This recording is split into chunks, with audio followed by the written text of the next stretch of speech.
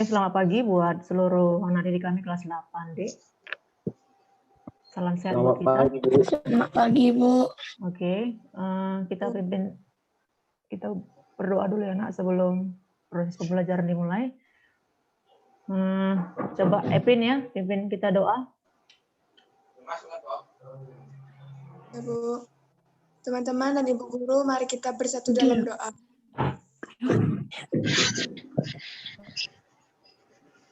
Ya Tuhan, sebentar lagi kami akan memulai Zoom pelajaran kami, Tuhan. Kiranya apa yang diajarkan Ibu Guru kami dapat berguna bagi kami, Tuhan Yesus. Tuhan Yesus, inilah doa kami yang tidak sempurna. Sempurnakanlah melalui perantaraan Yesus Kristus Tuhan kami. Amin.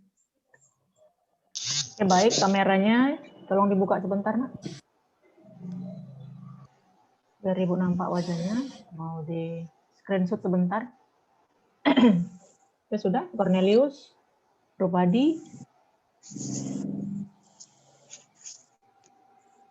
Oke ya. Nah, untuk pagi ini materi kita untuk di-zoom-kan itu sistem peredaran darah pertemuan yang pertama ya, Nak. Mungkin ada anak didik kami yang belum menuntaskan catatannya, boleh diselesaikan biar materinya itu paham gitu. Oke, coba dilihat dulu slide ini. Ada memang beberapa yang Ibu ganti, Nak. Ibu tambah ya slide-nya. Coba si Teresia. Apa nih yang kira-kira kamu pandang di slide Ibu ini, Nak? Yang ada di gambar itu, Bu, itu gambar jantung yang sedang memompa darah, Bu. Terus?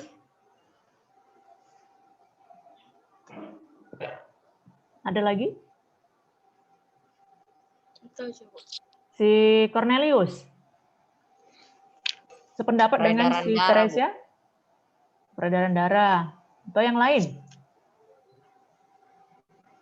Ada yang mau menambahkan pendapat temannya? Materi mengenai gambar slide Ibu ini, animasinya? John Andreas?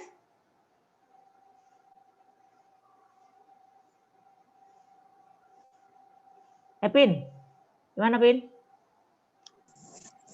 Di situ, Bu, menurut saya memompa darah dan terlihat jelas itu di mana serambi kiri, serambi kanan, bilik kiri, dan bilik kanan, Bu. Iya. Ada lagi yang mau menambahkan pendapatnya tentang gambar slide animasi berikut ini? Oke, baik. Nah, untuk apa? Untuk kamu bisa memotivasi diri mengenai materi yang kamu pelajari, ya kan? Biar kita nggak monoton. Itu dia. Maka dikasih nanti untuk pertemuan berikutnya akan Ibu kasih tugas kelompok biar bisa juga komunikasi dengan teman-temannya satu kelas ya. Mungkin ada pelajaran yang lain seperti itu ya, Nah. Jadi kita nanti IPA untuk berikutnya seperti itu. Nah, jadi ini sistem peredaran darah kita ya. Nah, sebelum kita masuk ke materinya, kamu harus tahu dulu tujuannya. Tujuan kita belajar ini untuk menjelaskan ya komponen-komponen apa saja yang ada di dalam peredaran darah kita. Ya, jadi setelah kita belajar ini, kamu bisa menjelaskan apa komponen. Komponen itu apa sih, Bu? Bagian-bagian penyusun. Ya. Nah, lalu yang kedua, kamu mampu menjelaskan apa fungsi darah itu, apa fungsi jantung dalam sistem peredaran darahnya. Ya, selama ini kalau lihat orang yang atau lihat peristiwa-peristiwa yang horor gitu kan, jantungan aku gitu ya. Kok dibilang jantungan ya kan? Ada kata jantung, ada akhiran an. Nah, berasal dari kata jantung. Nah, apa fungsinya sebenarnya? Lalu yang ketiga, kamu dapat menjelaskan fungsi pembuluh darah. Ya, pembuluh darah dalam sistem peredaran darah itu. Nah, jadi kalau misalnya dikasih pemahaman sederhana, Nak. Misalnya kita naik angkot. Ya kan? Terus di dalam angkot itu ada penumpangnya. Ya kan? Nah, jadi angkot itu berperan sebagai apanya, Nak? Kira-kira. Kita naik angkot ini, ceritanya kita naik angkot. Kita mau ke kemana ya? Ke Carrefour misalnya. Ya kan, dari Tanjung Anom. Naik angkot berapa tuh? 38 ya. Nah, terus 38-nya itu, angkot itu berperan sebagai apa dalam sistem peredaran darah kita? Transportasinya, Bu. Transportasinya. Ini nih, Ibu kasih slide berikutnya. Ibu kasih slide berikutnya nih. Peta konsepnya, biar nggak kabur materinya kan. Sebagai apanya si angkot itu dalam sistem transportasi ini? Peredaran darah. Ada yang sebut peredaran darahnya. Terus?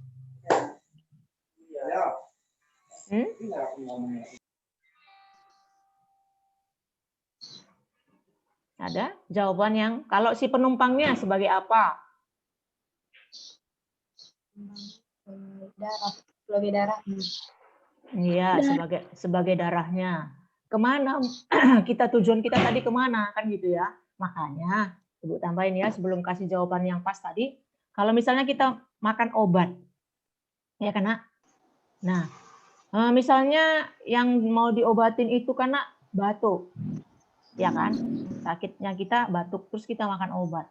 Terus obatnya kita minum, terus sampailah ke pencernaan kan? Kan hasil lahirnya kan lewat pencernaan itu masuk, iya kan? Tapi kok bisa sampai ke paru-parunya itu atau batuknya itu bisa pulih gitu? Sama kayak angkot tadi, ngerti kan? Yang dibawanya kita tadi konsumsi atau nggak usah batuk lah. Misalnya kakinya itu, Ibu kasih contoh yang kedua, kakinya jempolnya itu luka, terus minum obat antibiotik kan, biar dia cepat pulih. Terus nggak sampai seminggu kakinya jempolnya udah kering, nggak luka lagi. Padahal tadi kita makan lewat pencernaan, ya kan, mulut, kerongkongan, esofagus, lambung, ya karena usus besar, kayak gitu ya. Terus sampai obatnya ke situ, ke jempolnya. Berarti si obat itu dihantar lewat apa, Nak? Darah, Bu. Iya, lewat darahnya.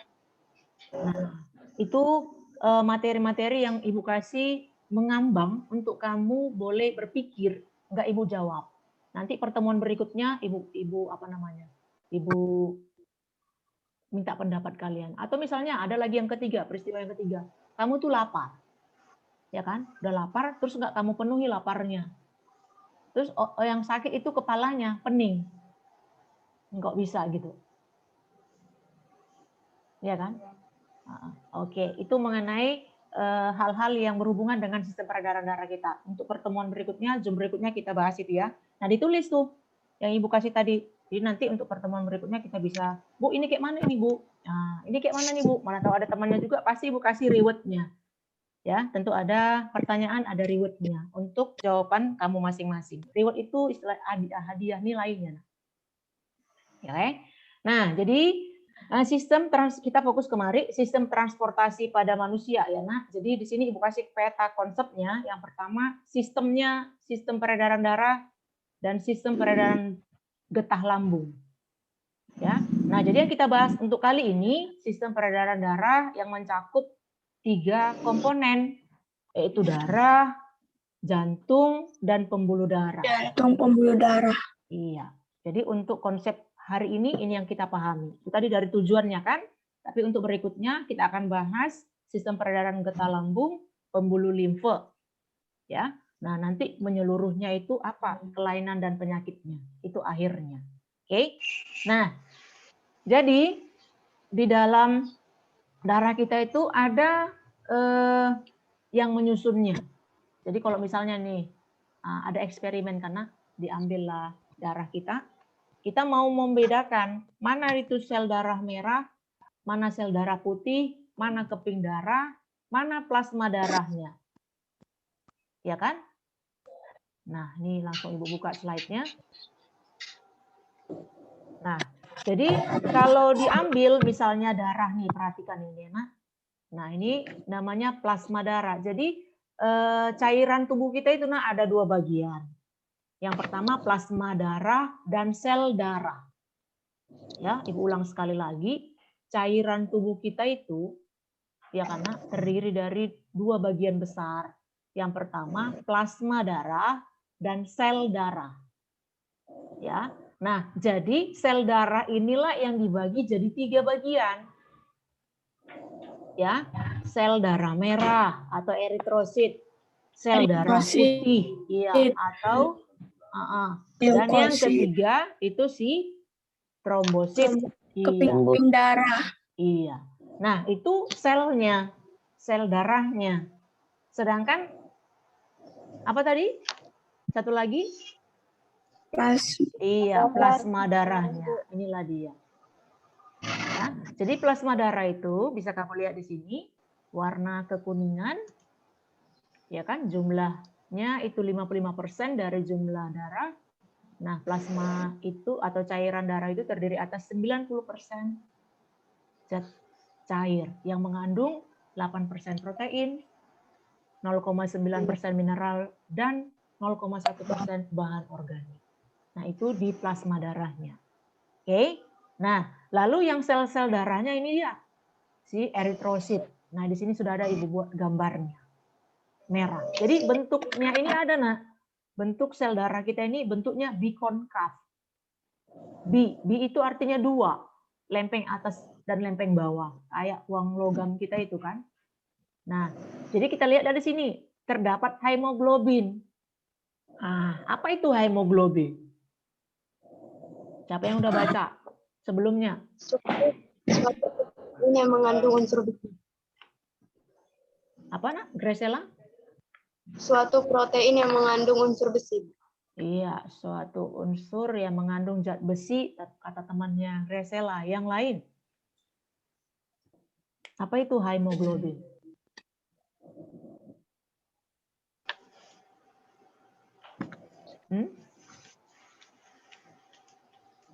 Cuman Graciela aja yang prepare materi kita ini, yang lain enggak?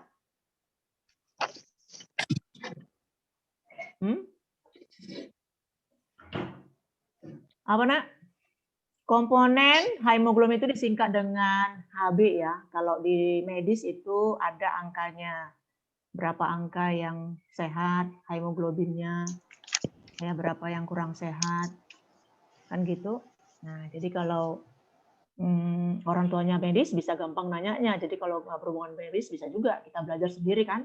Kita berselancar di YouTube atau di Google bisa mencarinya. Jadi hemoglobin ini berperan untuk mengikat oksigen di dalam darah kita itu. Untuk apa diikatnya Bu oksigen itu?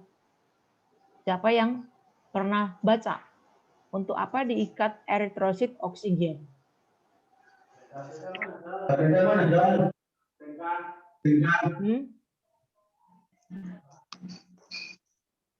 Untuk melakukan proses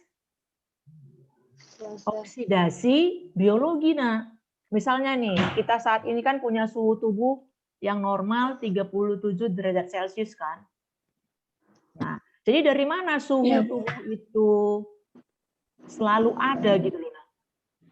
Kan selalu ada sumber, kan selalu panas tubuh kita itu kan.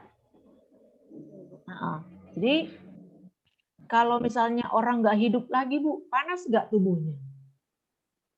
Enggak. Dingin, Bu. Iya dingin. Kenapa dingin? Karena tidak terjadi pembakaran. Iya, tidak terjadi lagi pembakaran. Pembakaran itulah namanya oksidasi Biologi. Nah, kita oksi karena berarti oksigen. Oksidasi biologi berarti pembakaran yang ada di dalam tubuh kita. Nah, ini berperan, nggak satu komponen, banyak komponen atau bagian-bagian yang melakukan kerja. Yang pertama, sistem pencernaan. Ada dulu makanan. Jadi makanan itu kan mengandung berapa zat kemarin yang sudah kita bahas? Makanan yang sehat itu mengandung berapa komponen? 5, Bu. Iya, 5. Apa yang 5 itu? Karbon. Iya, good. Berikutnya. Iya. Terus? Gizi, Bu. Lemak lah. Kok gizi sih? Makanan yang bergizi kok gizi lagi? Vitamin. Iya. Ulang ya. Karbohidrat, protein, lemak, mineral, mineral. Iya, dan mineral. Nah, jadi ini yang berperan di dalam tadi pencernaan. Sudah ada ini di tubuh kita, maka masuk tadi si oksigennya kan, zatnya lah. Maka akan menghasilkan apa? Kalor. Kalor berarti panas. Makanya suhu tubuh kita selalu panas. Makanya kita termasuk hewan berdarah panas atau hewan berdarah dingin kita, vertebrata. Homoterm atau polikiloterm. Pernah Ibu kasih itu di kelas 7 itu. Kan tubuh manusia ada 2 jenis, polikiloterm dan homoiterm. Homo ya, itu homoiterm. Ya, nggak bisa berubah-ubah tetap atau bersuhu panas. Oke, Nak. Nah, Ibu kasih contohnya kayak kita di kompor masak lah itu. Kalau kita hidupkan apinya, kita pegang misalnya tungku masakan itu, kayak mana rasanya, Nak? Panas. Panas. Kalau udah kita matikan dia, terus tunggu setengah jam atau 1 jam kemudian, gimana tungkunya? Dingin, Bu. Nah, seperti itu kalau orang-orang yang tidak bernafas lagi. Ya karena suhu tubuhnya tadi. Nah, inilah yang diikat tadi sama si siapa? Siapa tadi yang mengikat oksigen? Eritrosit, Bu. Eritrosit, Bu. Jadi pasangan ibaratnya kayak mama papa kita di rumah. Pasangannya si eritrosit itu oksigen. Pasangan mama papa kita itu untuk menghasilkan apa? Keturunannya anak-anaknya. Jadi oksigen itu pasangannya eritrosit. Untuk melakukan apa? Menghasilkan apa? Kalor, energi, panas. Makanya kalau kita nggak makan, lemas kan? Gula darah kita tuh, maka darah kita jadi lambat bergeraknya. Maka pening. Kenapa pening? Oksigennya tadi sedikit diikat oleh darah. Kenapa darah sedikit? Iya, mengikatnya. Karena apa tadi? Tidak ada oksigen. Bahan bakar yang mau diolah oleh si darah tadi, kan semua makanan kan, hasil akhirnya kan ke darah. Makanya darah itu sebagai alat transportasi. Coba kita lihat di sini ya, slide berikutnya itu fungsi darah.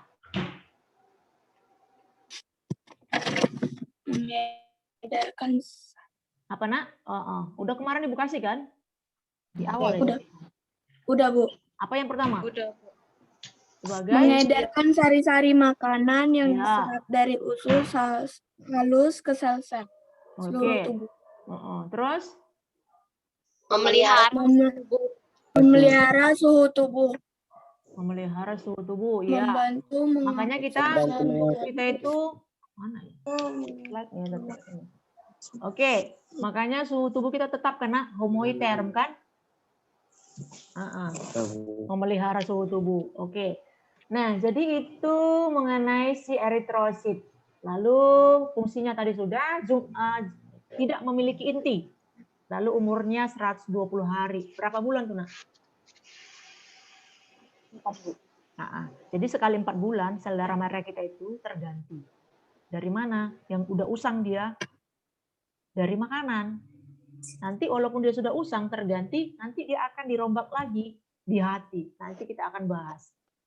Untuk apa dirombak, Bu? untuk mempergunakannya lagi yang masih berfungsi. Kalau tidak, akan menjadi warna urin dan warna feses kita. Pernah lihat warna urinnya warna hijau? Belum. Belum ya. Belum, Bu. Pernah lihat fesesnya warna pink? Nggak pernah, Bu. Enggak pernah. Nah, selalu sama warna feses dan warna urin kalau enggak ada masalah ya di tubuh kita. Nah, dari mana warna itu datang? Nah, dari perombakan sel darah merah yang sudah tua. Oke, Nak? Nah, kemudian jumlahnya. Ini yang paling banyak nih. Lebih kurang 5 juta. Coba kita bandingkan ke yang sebelahnya. Si leukosit sama si trombosit. Ya kan, Nak?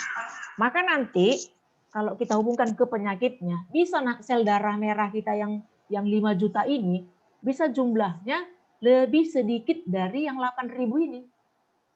Dimakan sama si leukosit. Kenapa bisa Bu dimakannya? Karena dianggap leukosit, eritrosit itu musuhnya. Kok bisa Bu? Nah, ini efek dari makanan zat aditif yang kita bahas pertemuan kita sebelumnya. Makan-makan pengawet, apalagi? Yang 3 lagi. Hah? Iya, pemanis. Lanjut. Nah, Bu. Pewarna. Iya, satu lagi. Penyedap rasa. Iya, penyedap rasa. Nah, inilah Nak yang melemahkan si eritrosit kita yang gagah perkasa ini. Bisa dia lemah. Dia bisa lemah, letih, lesu, lunglai. Diefek oleh si yang 4 tadi, makanan tambahan itu. Lalu setelah dia lemah, maka si leukosit ini, apa fungsi leukosit? Melawan kuman penyakit yang masuk ke dalam Nah, tubuh. dipikir si leukosit inilah Nak, eritrosit tadi yang sudah lemah, letih, lesu, lunglai itu musuh tubuh kita ini. Karena leukosit itu kena fungsinya di tubuh kita sebagai polisi. Polisinya tubuh kita lah leukosit itu yang berperan melindungi. Nah, jadi dipikir tadi kan udah lemah dia tuh. Udah lemah. Nggak dikenalnya lagi, dimakaninya. Nah, karena si leukosit itu sifatnya fagosit. Fagosit itu apa Bu? Memakan. Peranannya dimakani. Maka muncullah penyakit. Nah, apa nama penyakitnya? Leukosit. No. Apa namanya, Nak? Leukemia, Bu. Iya, leukemia, Nah. Atau bahasa Indonesianya apa? Kekurangan sel darah. Kanker darah, Nah. Leukemia itu. Nah, jadi sepanjang hidupnya lah dia Nak transfusi darah. Inilah yang dihindari, maka sedini mungkin Nak kamu dikasih edukasi tentang makanan yang baik dengan makanan yang kurang baik. Nah, kalau menimbulkan penyakit, Bu, kenapa diperdagangkan? Kita ini Nak dikasih hidup memilih dewasa. Kemarin juga pas di aditif itu, Ibu sudah kasih kenapa rokok itu diperdagangkan. Ya kan? Ada nilai positifnya, ada nilai negatifnya. Nah, jadi kita dikasih edukasi memilih. Nah, ini juga dikasih kita edukasi tentang kesehatan kita ini. Yang mau pilih yang mana? Ya, mau sehat silahkan. Mau nggak sehat juga silahkan. Oke, Nak? Nah, itu tadi mengenai si leukosit. Maka terkoneksi ke penyakit tadi ya, Nak. Banyak lagi sih penyakit-penyakit itu, cuman ini karena terhubung tadi. Jadi untuk itu, makanan-makanan yang kurang sehat diminimalis mengkonsumsinya. Karena dapat melemahkan tugas si eritrosit ya. Nah, yang terakhir ini si trombosit keping darah. Ya, keping darah itu fungsinya untuk apa nih? Tulisannya. Mengeringkan luka, membekukan darah. Iya. Darah. Kalau misalnya kita tersayat, misalnya mengiris bawang, mengiris cabai, ya kan? Bukan cabainya yang teriris, malah kulit kita. Ya kan? Lalai kita. Atau pisaunya ketajaman. Nah, bisa. Jadi cepat nanti kalau banyak vitamin K di dalam tubuh kita, Nak, selain ini dia bekerja sama dengan vitamin K ya, untuk membekukan darah. Nah, cepatlah itu mengatup. Darahnya tertutup kan? Nah, kalau misalnya, tapi kalau udah lebar banget itu lukanya, sayatannya, ya tentu nggak bisa lagi. harus ditangani sama medis lah lebih lanjutnya kan, dijahit atau dikasih obat-obatan untuk proses penyetopannya agar tidak terlalu banyak darah yang mengalir ya. Nah, yang berikutnya jenis-jenis leukosit. Nah, tadi sudah kita bahas komponen-komponen darah, sekarang leukositnya. Sel darah putih itu ada 5 komponennya lagi. Apa yang 5 itu bisa kamu perhatikan di sini. Yang pertama, neutrofil. Nanti ini Ibu kasih lagi PowerPoint-nya di sebelah PowerPoint kamu sebelumnya ya, Nak. Karena ini belum ada kemarin kan? PowerPoint sudah kamu catat. Nah, kayak mana Bu? Kan sudah ada, nggak apa-apa Bu, itu catatan tambahan gitu. Lanjutnya, nggak usah lagi digabung dengan catatan yang kemarin, nanti kan jadi tumpang tindih kan. Ibu aja deh halaman yang baru. Nah, neutrofil, kemudian eosinofil, ini ada gambarnya juga dikasih di sini sama kita. Lalu yang ketiga basofil, lalu yang keempat monosit, dan yang kelima limfosit.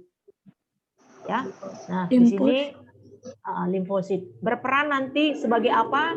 Kamu baca detailnya di rumah ya Nak. Di rumah di catatan masing-masing. Maka catatan itu Nak, ya jangan asal-asalan. Ibu apa namanya ya? Jangan karena ini untuk kamu, bukan untuk Ibu. Pun kalau kamu kasih catatannya cantik, rapi, kan nilainya Ibu kasih rewardnya kan. Ini kadang ada kelas D, kelas 8D ini, tulisannya nggak bisa Ibu baca, beneran. Anak SD kelas 1 pun nggak kayak gitu tulisannya loh, Nak. Ibu bingung gimana cara membacanya. Ya, minta tolonglah Ibu di masa Covid ini belajar nulis dulu. Ya, kadang apa nilai negatif kalau nilainya seperti itu, apalagi ujian, karena ujian esai. Nah, gurunya malas nanti membaca, udah matanya pun rabun ya kan. Asal-asal aja nanti di situ dikasih nilainya. Karena nggak bisa dibaca. Ya kan? Nah, jadi belajar yang kurang tadi bisa dibaca tulisannya, rapi, jangan asal-asalan. Oke? Nah, itu untuk si 5 jenis leukosit. Ya, detailnya. Tadi fungsinya sebagai apa tadi leukosit? Membunuh kuman penyakit. Iya. Jadi kuman itu yang mana? Kuman yang mana misalnya? Ya kan? Misalnya nanah. Bisa juga siapa jenis yang membunuh nanah itu siapa? Ada yang membunuh bakteri. Nah, mereka bakteri. Ada yang cancer misalnya karena nah ini ada di sini kamu baca detailnya. Nanti kalau kurang detail dari sini bisa kamu nanti lihat di berselancar di Google untuk lebih detail lagi. Oke, Nak? Nah, kemudian mekanismenya bagaimana kalau terjadi luka? Nah, karena ini misalnya dikasih ke kita gambarnya luka, ini maka nanti trombosit, apa tadi trombosit, Nak?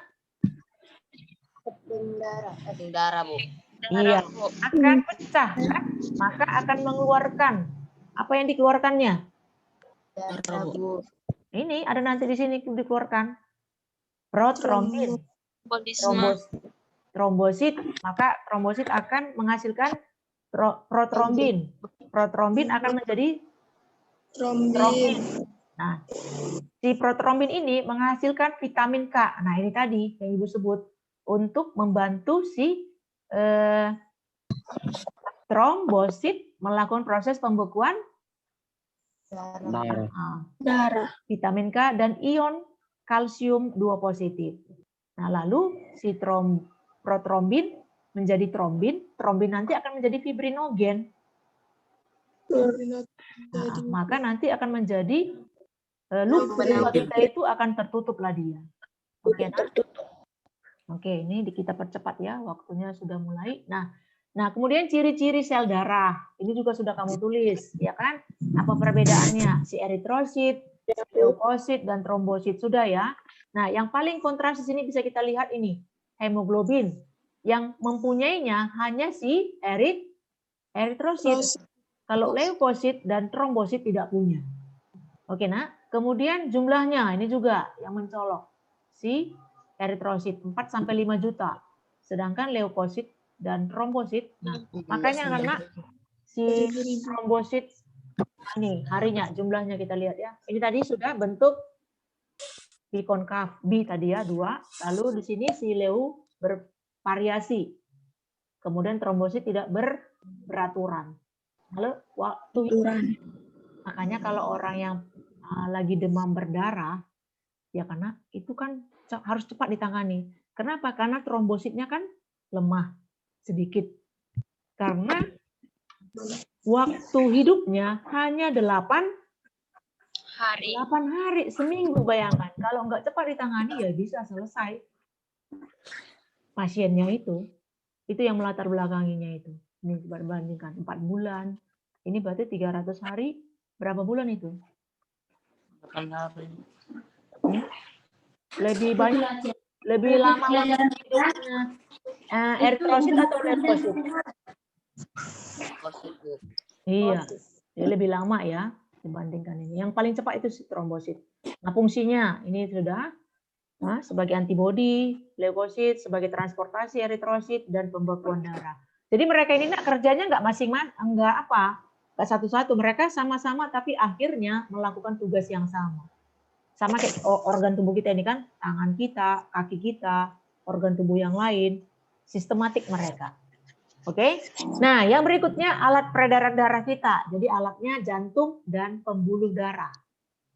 Ya. Jadi di sini bisa kamu lihat tugasnya sebagai apa, letaknya di mana, ruangannya berapa. Ya kan? Kemudian pembuluh darahnya. Iya.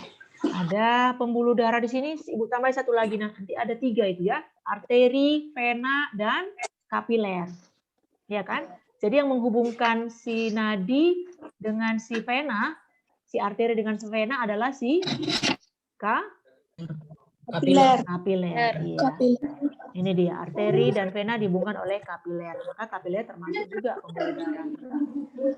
Nah, jadi frekuensi denyut jantung kita itu dipengaruhi oleh beberapa faktor. Maksudnya, Bu, kontraksi jantung kita yang normal berapa kali per menitnya? 1 menit berapa kali kontraksi? Udah pernah ya kita hitung ini? Di sekolah? Udah, Bu. Udah lari-lari Ibu Udah dulu ya? kelas 7 kayak. Udah, Bu. Waktu kelas 7. Iya. Berapa masih ingat? 1 menit kontraksinya? 72, Bu. Iya, Sampai lebih kurang 72 kali kan, Nak? Nah, jadi dipengaruhi oleh aktivitas. Lalu jenis kelaminnya. Nah, jadi lebih cepat itu laki-laki karena aktivitasnya tadi kan lebih banyak dibandingkan perempuan. Lalu usianya. Nah, tentu usia-usia manusia yang manula, nah tentu lebih lambat dia kontraksinya. Kalau bayi misalnya kan itu lebih cepat, bisa 100 kali. Coba lihat ubun-ubun bayi, kan cepat dia itu kontraksinya kan. Kalau kita nggak nampak lagi ubun-ubun kita karena sudah mengalami proses apa kemarin? Namanya osifikasi. Berasal dari kata osteon, tulang keras ya. Dari tulang rawan menjadi tulang keras namanya osifikasi, penulangan. Makanya kemarin itu jumlah tulang kita, tulang rawan kan pada saat kita baru lahir lebih kurang 300 karena 300 buah tulang kita. Setelah kita mengalami osifikasi, menjadi berapa jumlah tulang kita sekarang? Siapa yang masih ingat? 200 berapa? 206 tulang. Iyalah, jangan lupa lah. Ya kan? Itu yang kita bawa-bawa setiap hari kemana-mana, masa nggak tahu, ya kan? Lalu yang berikutnya faktornya suhu tubuh kita. Suhu tubuh juga mempengaruhi frekuensi denyut jantung. Misalnya panas kita kan, jantung kita semakin cepat. Nah, kemudian alasan kesehatan, misalnya sakit. Nah, makanya kalau kita berobat selalu diukur juga tensi kita kan, frekuensi jantung kita. Untuk menyesuaikan dosis obat. Oke? Nah, masuk kita yang kedua. Tadi sudah darah, lalu jantung. Jantung ada berapa bagian besar? 4, Bu. Ada ya.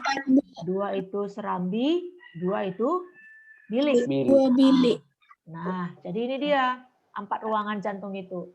Jadi biasakan kalau bilang serambi itu atrium. Nanti kalau udah terputus nanti nggak masalah ya, atrium serambi. Dari kata A-nya ambil. Ingat cara ngingetnya. Serambi, atrium. Cara ngafalnya ya. Nanti kita di sistem peredaran darahnya kan atau soal-soal selalu kadang menggunakan bahasa Latin. Jadi atrium serambi. Atrium kiri. Serambi kiri. Kalau kiri namanya sinister. Kalau kanan dexter. Ya. Jadi kalau serambi kiri berarti atrium sinister. Sinister. Iya.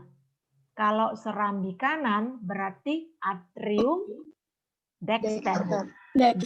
D-E-X-T-E-R, dexter. Dexter. Iya. Atrium sinister, atrium dexter. Oke, Nak? Dexter. Nah, di sini peranannya sudah ada. Sebagai apa dia? Ya. Nanti bisa kamu baca. Oke, Nak? Bisa kita lanjut? Atrium kanan, ventrikel kiri, ventrikel kanan. Nah, ini dari gambar bisa langsung otomatis kita lihat nanti fungsinya. Nah, seperti gambar yang tadi di depan. Atau coba ini kita lihat. Nah, ini. Nah, jadi untuk mengenalinya ini, nah, yang di atas ini namanya apa? Serambi. Iya, Serambi serambi. Yang di atas Atrium. itu apa tadi namanya? Atrium. Iya, serambi atau atrium. Jadi posisinya, nah, kayak mana Bu buat kiri dan kanannya? Kalau kita menghadap dia, nah, seperti ini, berbanding terbalik dengan posisi kita. Tapi kalau kita belakangi dia, nah, baru pas. Paham, Nak? Nah, misalnya ini kan, kalau kita menghadap dia nih, ini berarti atrium apa, Nak? Atrium kanan. Hah? Serambi kiri, Bu. Iya, serambi kiri atau atrium sinister kan? Kalau yang ini serambi Kanan. iya, serambi kanan Dexter. atau atrium dexter. Iya, udah paham ya, udah nyaman. Tapi diulang-ulang biar enggak aneh. Aneh kali namanya karena baru-baru. Kok udah lama-lama nanti udah terbiasa ke kita. Lalu di bawahnya ada si Bilik. bilik atau ventrikel ya, Nak? Ventrikel. Iya, bahasa Latinnya itu ventrikel. Sama istilahnya. Kalau kiri berarti ventrikel sinister. Iya. Kalau yang kanan berarti ventrikel Dexter. Iya, oke. Nah, itu mengenai ruangan-ruangan jantung.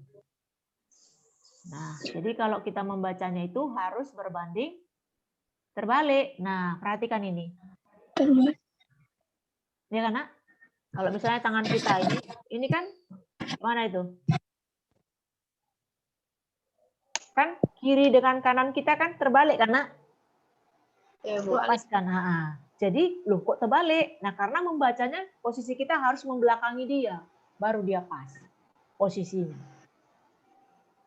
Jadi nanti jangan terbalik membacanya, membuatnya. Misalnya ada ujian ini kan, terbalik pula. Ya salah lah. Oke, Nak? Kita lanjut ya. Kita di ruangan-ruangan jantung. Ini sudah digambar ini belum? Udah, Bu. Sengaja Ibu belum nilai itu untuk menunggu teman-temannya yang belum tuntas. Nah, ini juga pembuluh darahnya. Ini kemarin sudah beda nadi, arteri, dan vena.